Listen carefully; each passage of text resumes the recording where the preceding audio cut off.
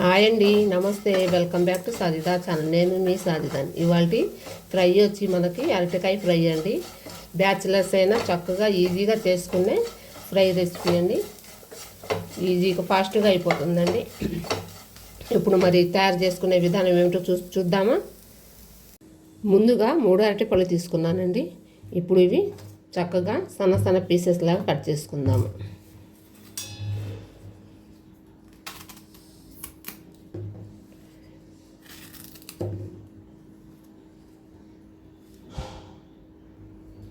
ఇప్పుడు ఇందులో సాల్ట్ వేసుకుని అరటికాయలు మనం సన్నగా కట్ చేసుకుందాం.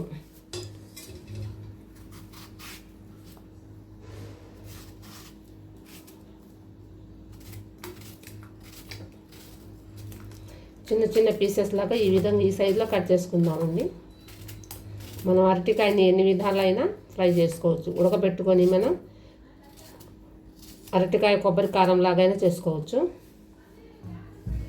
ఇప్పుడు టైం లేదండి, తొందరగా వంట చేసేయాలి. అందుకు ఇప్పుడు మామూలుగానే ఫ్రై చేస్తున్నాను. చూసారా, సన్న పీసెస్లా కట్ చేసుకుందాము. ఇప్పుడు ఒక ప్యాన్ పెట్టుకుందాం.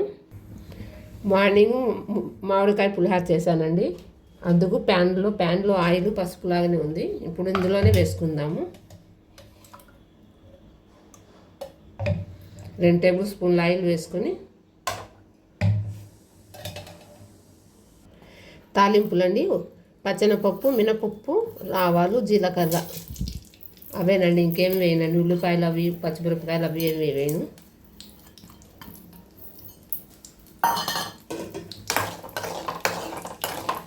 ఇవి చక్కగా ఫ్రై అయ్యాక ఒక 2 రెబ్బలు కరివేపాకు వేసుకొని మనం అరటికాయలు కోసుకుని ఉప్పు నీళ్ళలో పెట్టుకున్నాం చూసారా, అవి వేసుకుందాము. చూసారా, మనకు తాలింపులు ఫ్రై అయినాయి కదండి. ఇప్పుడు మనం అరటికాయ ముక్కలు వేసుకుందాము. ఇప్పుడు కరివేపాకు వేసుకుందామండి. ఇప్పుడు చక్కగా కలుపుకుందాము.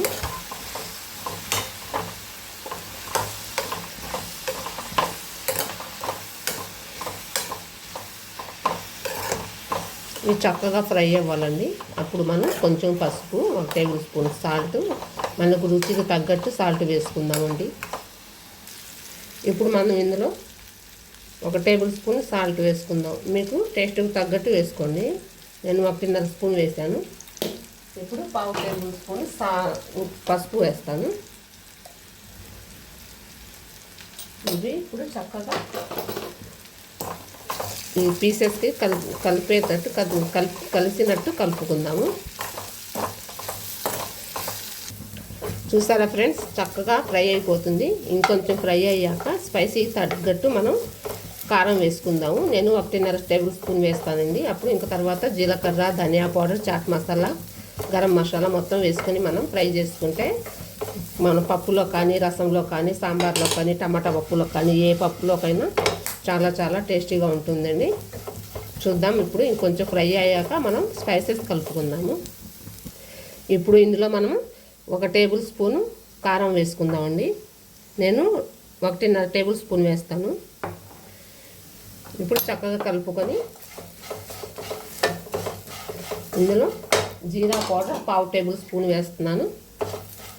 ఇది మనం స్పైసెస్ మొత్తం వేసుకొని ఒకేసారి కలుపుకుందాము.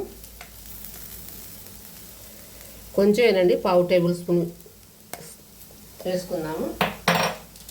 గరం మసాలా కూడా 1/2 టేబుల్ స్పూను. జీరా పౌడర్ కూడా 1/2 టేబుల్ స్పూన్ వేసుకుందామండి. ఇప్పుడు ఇవన్నీ స్పైసెస్ మాత్రం చక్కగా కలిపేటట్టు కలుపుకుందాము.